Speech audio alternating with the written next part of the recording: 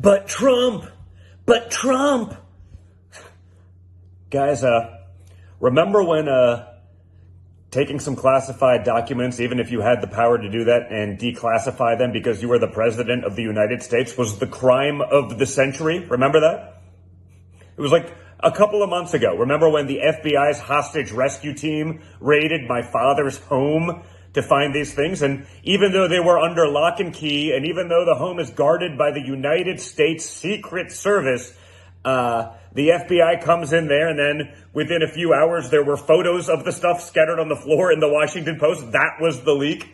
Well, we found out this week that Joe Biden did the same thing, and those files were covered and carried and saved in his communist China party-funded offices at his think tank. A great irony, because I'm not sure Joe Biden's actually capable of thinking. But a second batch of Biden classified documents have been found. And guess where? Guess where, folks? In the garage storage space at his home in Wilmington, Delaware. A place where they had to probably been moved a few times. A place that was never guarded by the Secret Service until he became president. There were years where these documents were then floating around unguarded. And I remember when that was treasonous.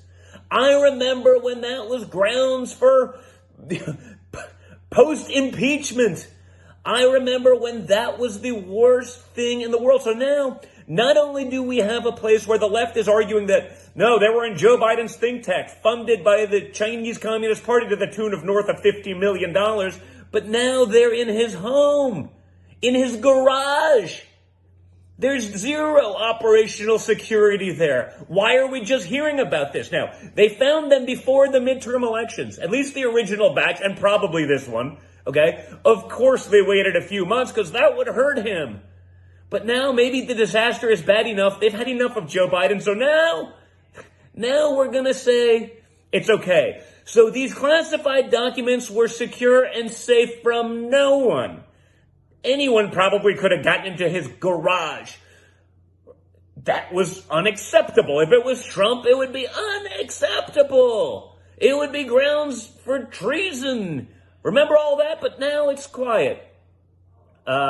Why isn't the FBI raiding his other residences? Where's the hostage rescue team? For months, this was, again, the crime of the century. Now, not so much. No big deal. No big deal.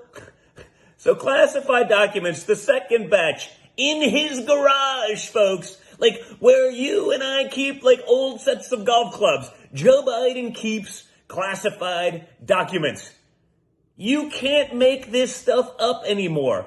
And again, what's even worse is you can't make up the level of crickets we're hearing from everyone. But again, honestly, my thoughts on this are maybe the left realizes just how bad it is. Maybe now's when they're sick of Joe Biden. He served their purposes. He's a dumb idiot that you could throw in there and no one really can hate him because it's hard to hate someone that stupid.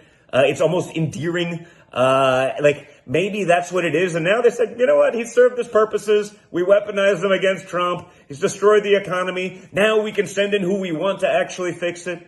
I mean, let's just be clear. Joe Biden now kept documents in an unsecured location without Secret Service protection for years. If you're keeping score at home, remember that, because we would not have been given the benefit of the doubt. So I'm waiting for the raid, although I won't hold my breath because you know it ain't coming. And unless the deep state is now weaponized against Joe Biden because he served his purposes for them, you know nothing's going to happen.